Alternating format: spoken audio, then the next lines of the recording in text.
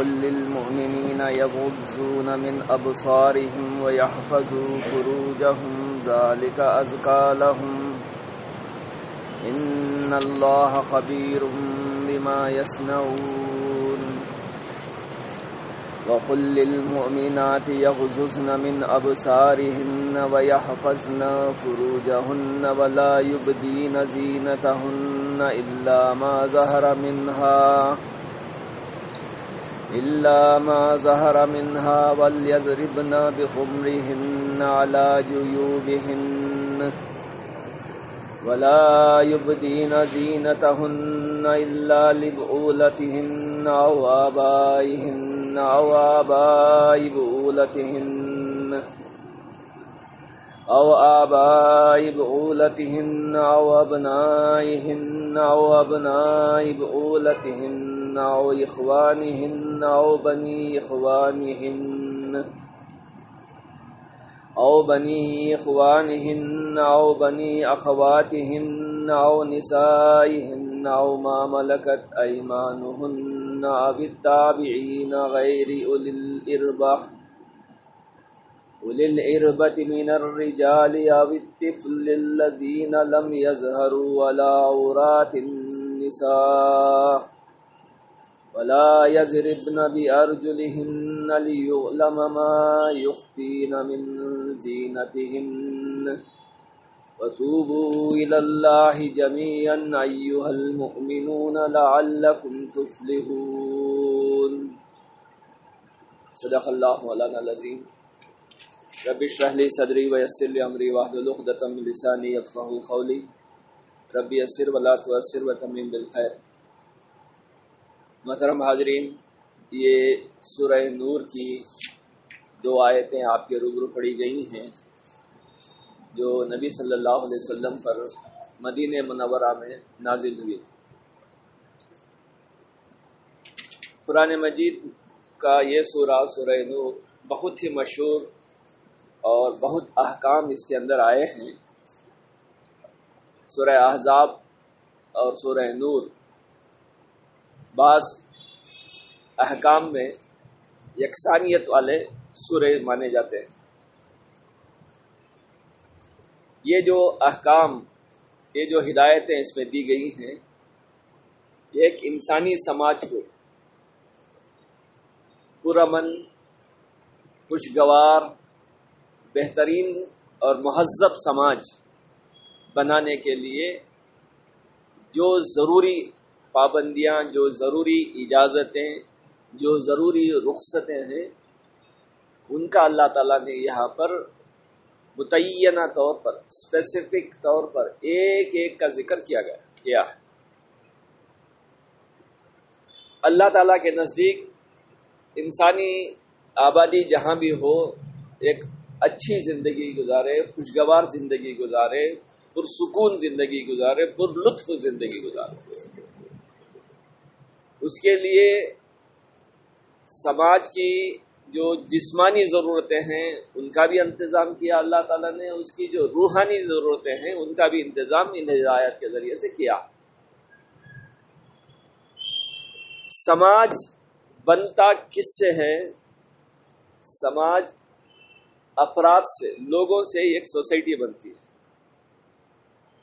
پھر اس سماج میں کچھ ادارے ہوتے ہیں جیسے مسجد ہے، مدرسہ ہے، انجمن ہے وغیرہ. وہ ادارے بھی سماج کا ایک حصہ ہوتے ہیں.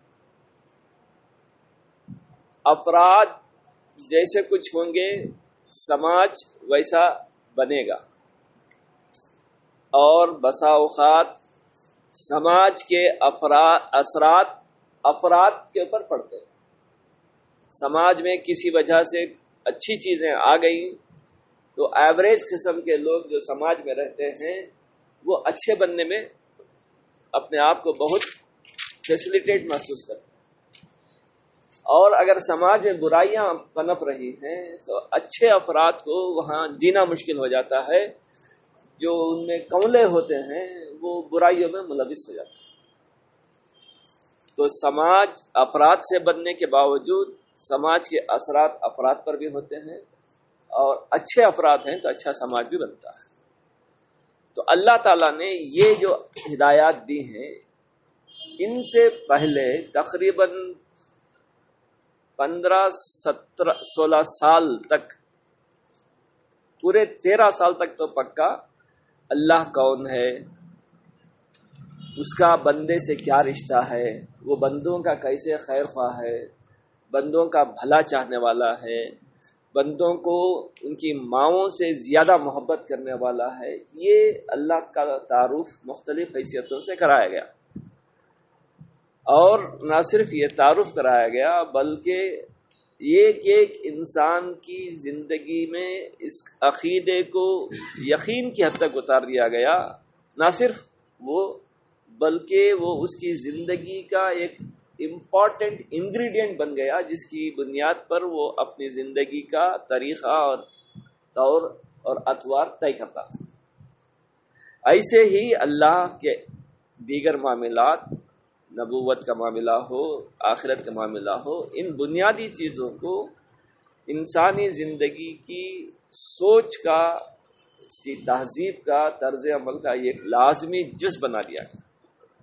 اس کے بعد ایسے افراد پر مشتمل جب ایک سماج بنا تو ایسے ہدایتیں اور ایسے احکام اللہ نے دیے جن پر عمل کرنا انسانوں کے لیے کوئی دشواری نہیں تھی۔ کوئی بھی حکم کسی بالادست طاقت سے آتا ہے، وہ حکم آنے سے پہلے اس حکم کی قبولیت اور اس پر عمل کرنے کا ایک ماحول بنا دیا جاتا ہے۔ اس کے بغیر اچانک کوئی حکم آ جائے تو عمل کرنا دشوار ہوتا ہے۔ چھوٹی مثال، بہت چھوٹی مثال، امام صاحب نماز پڑھاتے ہیں، ان کے ڈائریکشن کے مطابق ہم ہاتھ اٹھاتے ہیں، جھکتے ہیں، سجدے میں جاتے ہیں، اٹھتے ہیں، لیکن امام صاحب جس انداز سے تکبیر بولتے ہیں، اللہ اکبر، اللہ اکبر میں جو گیپ آتا ہے اتنا لمبا، اس وقت تک انسان مینٹلی پریپئر ہو جاتا ہے کہ اب آگے کیا حکم آنے والا ہے، اس پر کیسے ایکشن کیا جائے۔ اگر امام صاحب اچانک اللہ اکبر بول کر کھڑے ہو جائیں، اللہ اکبر بول کر جھک جائیں تو پورا درہم برہم ہو جاتا ہے معاملہ، ایک ماحول بنایا جاتا ہے۔ تو یہ احکام بھی اللہ تعالیٰ نے مدینے میں نازل کیے، اس سے پہلے انسانی ذہنوں کو، انسانی دلوں کو پوری طرح اس کے لیے تیار کیا گیا۔ اب وہ احکام کیا ہیں جو ایک سوسائٹی کو خوشگوار، بہترین، پرامن، پر لطف بنانے کے لیے اللہ نے دیے ہیں، وہ غور کیجیے اس پورے پس منظر کے ساتھ۔ اور یہ آج کے ہمارے حالات میں جو کرناٹک میں بالخصوص پیدا ہوئے ہیں، وہ بھی پس منظر میں ذہن میں رہے، پھر ان احکامات کو ہم سنیں۔ اللہ نے فرمایا قُل لِّلْمُؤْمِنِينَ يَغُضُّوا مِنْ أَبْصَارِهِمْ وَيَحْفَظُوا فُرُوجَهُمْ ذَلِكَ أَزْكَىٰ لَهُمْ إِنَّ اللَّهَ خَبِيرٌ بِمَا يَصْنَعُونَ۔ اے نبی صلی اللہ علیہ وسلم، مومن مردوں سے کہو کہ اپنی نظریں بچا کر رکھیں اور اپنی شرمگاہوں کی حفاظت کریں، یہ ان کے لیے زیادہ پاکیزہ طریقہ ہے، جو کچھ وہ کرتے ہیں اللہ اس سے باخبر رہتا ہے۔ وَقُلْ لِلْمُؤْمِنَاتِ يَغْضُضْنَ مِنْ أَبْصَارِهِنَّ وَيَحْفَظْنَ فُرُوجَهُنَّ، اور اے نبی مومن عورتوں سے کہہ دو کہ اپنی نظریں بچا کر رکھیں اور اپنی شرمگاہوں کی حفاظت کریں۔ وَلَا يُبْدِينَ زِينَتَهُنَّ إِلَّا مَا ظَهَرَ مِنْهَا، اور اپنا بناؤ سنگھار نہ دکھائیں بجز اس کے جو خود ظاہر ہو جائے۔ وَلْيَضْرِبْنَ بِخُمُرِهِنَّ عَلَى جُيُوبِهِنَّ، اور اپنے سینوں پر اپنی اوڑھنیوں کے آنچل ڈالے رہیں۔ وَلَا يُبْدِينَ زِينَتَهُنَّ إِلَّا لِبُعُولَتِهِنَّ أَوْ آبائہن او آبائی بؤولتہن، وہ اپنا بناؤ سنگھار ظاہر نہ کریں مگر ان لوگوں کے سامنے شوہر، باپ، شوہرن کے باپ یعنی سسر سسر، اور اپنے بیٹے اور شوہروں کے بیٹے، اگر شوہر کی پہلی بیوی سے کوئی اولاد ہے تو اس کے بیٹے، او اخوانہن او بنی اخوانہن او بنی اخواتہن او نسائہن او ما ملکت ایمانہن، بھائیوں کے بیٹے، بہنوں کے بیٹے، اپنے میل جول کی عورتیں، اپنے لونڈی، غلام اور وہ زیر دست مرد جو کسی اور قسم کی غرض نہ رکھتے ہوں، او الطفل الذین لم یظہروا علی عورات النساء، اور وہ بچے جو عورتوں کی پوشیدہ باتوں سے ابھی واقف نہ ہوئے ہوں، ولا یضربن بارجلہن لیعلم ما یخفین من زینتہن، وہ اپنے پاؤں زمین پر مارتی ہوئی نہ چلا کریں کہ اپنی جو زینت انہوں نے چھپا رکھی ہو اس کا لوگوں کو علم ہو جائے۔ وَتُوبُوا إِلَى اللَّهِ جَمِيعًا أَيُّهَا الْمُؤْمِنُونَ لَعَلَّكُمْ تُفْلِحُونَ، اے مومنو تم سب مل کر اللہ سے توبہ کرو، توقع ہے کہ اللہ کی فلاح پاؤ۔ یہ احکام جو ایک بہترین سماج کے لیے اللہ تعالیٰ نے بنائے۔ پہلا حکم ہے مردوں کو کہ اپنی نگاہیں نیچی رکھیں اور اپنی شرمگاہوں کی حفاظت کریں۔ اس کے بعد عورتوں کو بھی حکم دیا گیا ہے کہ اپنی نگاہیں نیچی رکھیں اور اپنی شرمگاہوں کی حفاظت کریں۔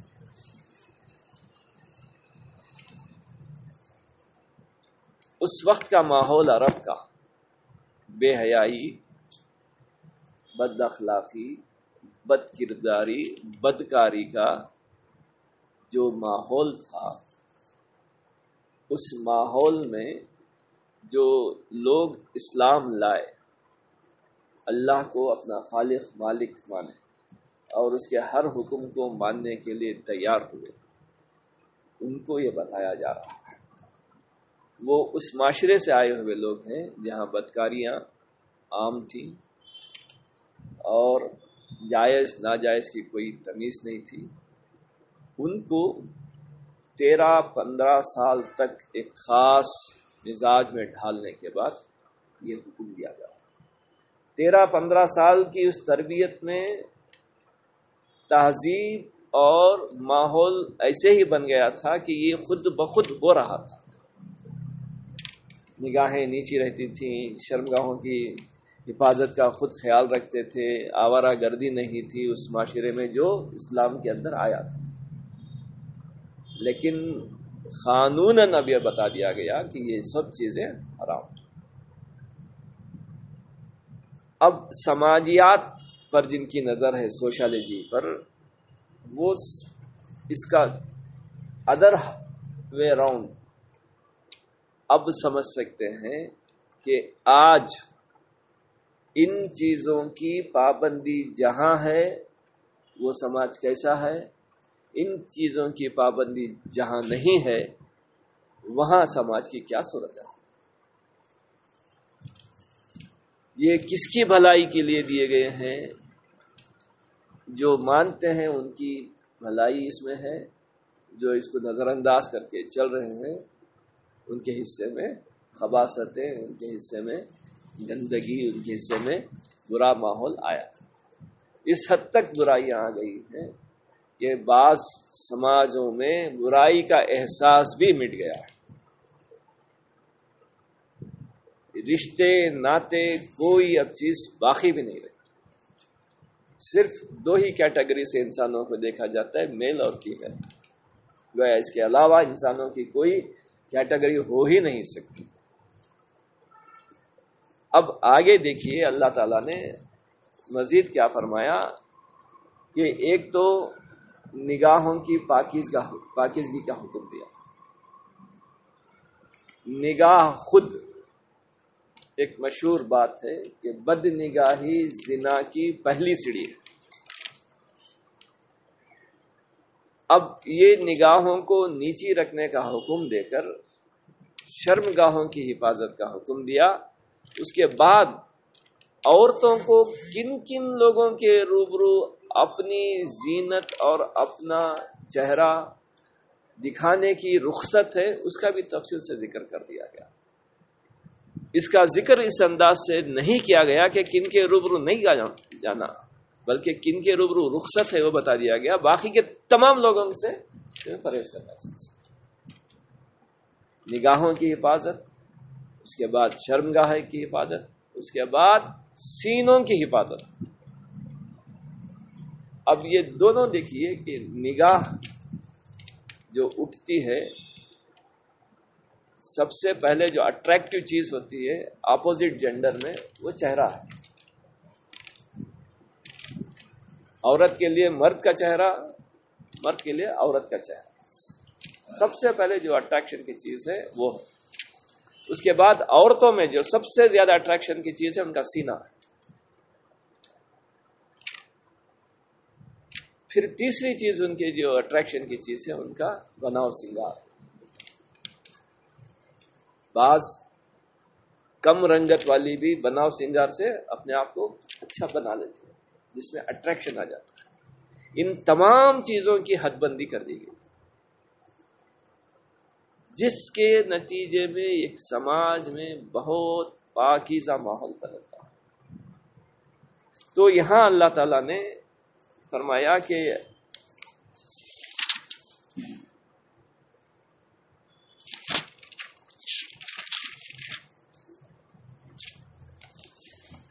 اپنا بناؤ سنگھار نہ دکھائیں بجز اس کے جو خود ظاہر ہو جائے. مطلب کام کرتے ہوئے کبھی کبھار خود جو ہے جسم کا کپڑا جو ہے بعض موقع پر ہٹ جاتا ہے، آستین ہے چڑھ جاتے ہیں، دوپٹہ ہے کبھی کھسک بھی جاتا ہے کام کاج کے بعد، وہ اس کی چھوٹ دی گئی ہے. لیکن فوراً اسے اپنی پرانی پوزیشن پر لا لینا اور اپنے سینوں پر اپنی اوڑھنیوں کی آنچل ڈالے رہے. میں نے جو بات بتائی بیک گراؤنڈ میں، جب مدینے میں یہ نازل ہوئی آیا، اللہ کے رسول صلی اللہ علیہ وسلم مردوں کی مجلس میں تھے، یہ آیات مردوں کو سنائے تو انہوں نے فوراً جا کر اپنی عورتوں کو جن میں بیوی تھی، ماں تھی، بہنیں تھیں، ان سب کو سنایا. تاریخ میں یہ بات ہے کہ یہ حکم سننے کے بعد کوئی مسلم عورت ایسی نہیں تھی جس نے فوراً اٹھ کر جا کر اپنا کپڑے جو فاضل تھے، ایکسٹرا تھے، موٹے تھے، وہ پھاڑ کر جو ہے ڈال دیے. پہلے حکم نہیں تھا، لیکن حکم آتے ہی فوراً جا کر انہوں نے نہ صرف سینہ ڈھنکا بلکہ پورا اوپر ڈال دیا. سورہ احزاب میں کلیئر طور پر ہے، پورا ڈال دیا. اس حد تک معاشرہ پہلے تیار تھا، حکم آتے ہی فوراً عمل ہوا. پھر رخصت، شوہر، باپ، شوہروں کے باپ، سسرے، اپنے بیٹے، شوہروں کے بیٹے، بھائی، بھائیوں کے بیٹے، بہنوں کے بیٹے، اپنے میل جول کی عورتیں، اپنے لونڈی غلام، اور وہ زیر دست مرد جو گھروں میں کام کاج کے لیے رہتے ہیں، بوڑھے قسم کے ہوتے ہیں. اب ان سے کسی قسم کی شہوانی کوئی خیال بھی نہیں آ سکتا. ان کی عمر کا وہ حال ہے جو کسی قسم کی غرض نہ رکھتے. اور وہ بچے جو عورتوں کی پوشیدہ باتوں سے ابھی واقف نہ ہوئے، ان کے روبرو ان کا یہ جسم کا حصہ ڈھلک جانے، کھسک جانے سے کپڑا کوئی اس میں عیب نہیں، کوئی پکڑ نہیں. احادیث میں اس میں کچھ اضافہ بھی ہوا ہے. اب یہاں باپ کا ذکر ہے، چچا کا بھی ذکر آتا ہے، ماموں کا بھی ذکر آتا ہے. اسی طرح رضائی رشتے دودھ کے رشتے جو جس عورت سے دودھ پیا ہے کسی بچی نے، اس کا شوہر رضائی باپ کا اس کے روبرو، اسی طرح اس کا بھائی دودھ شریک بھائی اس کے روبرو، یہ رخصتیں احادیث میں دی گئی ہیں۔ تو من جملہ جو بات اس میں بیان ہوئی ہے، اگر آپ تصور کیجئے ہمارے سماج میں بڑی حد تک اگر اس کا لحاظ رکھا جاتا تو خود بخود ایک ایسا ماحول ہوتا کہ کسی کو اس کے خلاف بولنے کی کوئی ہمت نہیں۔ اور جن سماجوں کے پاس یہ تعلیمات نہیں ہیں، ان کے پاس اس کی اہمیت کا بھی اندازہ نہیں۔ اس لیے آج یہ جو مسئلہ ہوا، اس سماج والوں نے جو اس مسئلے کو مسئلہ بنایا، ان کے پاس اس کی کوئی اہمیت نہیں، اس لیے کہ ایک زمانے سے وہ ان چیزوں سے بہت دور ہو گیا، جس کے نتیجے میں اب رشتے ناطے سب ان کے ہاں بہت بگاڑ آ گیا۔ جو سٹیٹسٹکس ملک میں کرائمز کے آتے ہیں، اس میں کیٹیگرائزیشن کمیونٹی وائز اگر دیکھا جائے تو زنا بالجبر کے واقعات اور زنا رضامندی کے ساتھ اس کے واقعات بنسبت دیگر قوموں کے مسلمانوں میں بہت کم ہے۔ کس کا نتیجہ ہے؟ کیوں؟ ان تعلیمات پر۔ حالانکہ ابھی پورا اس میں مسلمان 100% نہیں ہے، لیکن اس کا اثر سماج پر ہے۔ لوگ اتنی حماقت اور ہمت نہیں کرتے اس کی خلاف ورزی کرنے، ایک مزاج میں آ گئی یہ چیز، ایک تہذیب میں آ گئی یہ چیز۔ اور جن کے اندر خدا خوفی ہے، خدا کا احساس ہے، ان کے اندر تو پوری مضبوطی کے ساتھ یہ چیز یہاں کی آبادی کو ہم سمجھانے میں ناکام ہے۔ ہمارے اور ان کے درمیان اتنے فاصلے ہیں کہ ہمارے اندر کیا کیا اصول، کیا کیا تہذیب، کیا کیا طور طریقے، چال چلن ہیں، وہ بالکل اس سے بے خبر ہے۔ جو باہر ذرا ذرا دکھتا ہے وہی معلوم ہے اس کی کیا نزاکت ہے، اس کی کیا اہمیت ہے، اس کو کیوں رکھا گیا ہے۔ یہاں تک کہ یہ جو 5 مرتبہ اذان پکاری جاتی ہے، وہ خود اس سے واقف نہیں، جو سنتے ہیں روزانہ کیا چیز ہے، کیوں اس میں بعض لوگوں نے، پڑھے لکھے لوگوں نے سوال کیا ہے کہ تمہاری مسجد سے روز اکبر بادشاہ کا نام کیوں لیتے تھے؟ کیا اتنا بڑا تھا کیا تمہاری نظروں میں؟ اللہ اکبر کو مغل بادشاہ اکبر کی طرف وہ ان کا خیال جاتا ہے۔ جب اتنی موٹی موٹی باتیں میں ہم ان کو سمجھا نہیں سکے تو یہ ہمارے معاشرتی احکام ہم ان کو سمجھا نہیں پائے، سمجھا نہیں سکے، تعارف بھی نہیں کرا سکے، تو چھوٹی سی ایک چنگاری ایک شعلہ بننے میں دیر نہیں۔ لیکن ہمارے نزدیک یہ احکام ہیں، ہر قیمت پر ہم اس کا لحاظ رکھیں گے، چاہے باہر لوگ اسے پسند کریں یا مخالفت کریں یا ناراضگی کا اظہار کریں یا اس کے خلاف قانون بنائیں، ہم اوپر والے کے قانون کا زیادہ لحاظ کرتے ہیں اور اندر اپنے سماج کی حفاظت کا زیادہ خیال کرتے ہیں۔ جہاں قانون کے ذریعے سے ان چیزوں کو ہٹایا گیا ہے، وہاں کی تہذیب اور وہاں کی جو تباہی ہوئی ہے وہ دیکھ سکتے ہیں آج بھی ہماری آنکھوں کے روبرو۔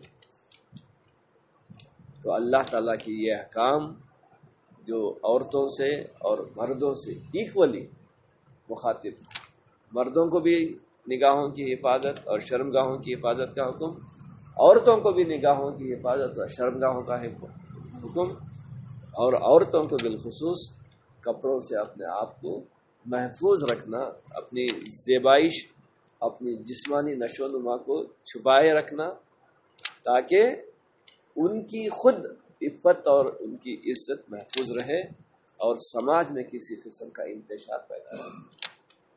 اللہ تعالیٰ ان باتوں کو ہم تو سمجھتے ہیں، عمل بھی کرتے ہیں، پوری پابندی کے ساتھ عمل کرنے کی اور ان تعلیمات کو دوسروں تک پہنچانے کی ہم سب کو توفیق عطا فرمائے۔ ربنا تقبل منا انک انت السمیع العلیم وتب علینا انک انت التواب الرحیم۔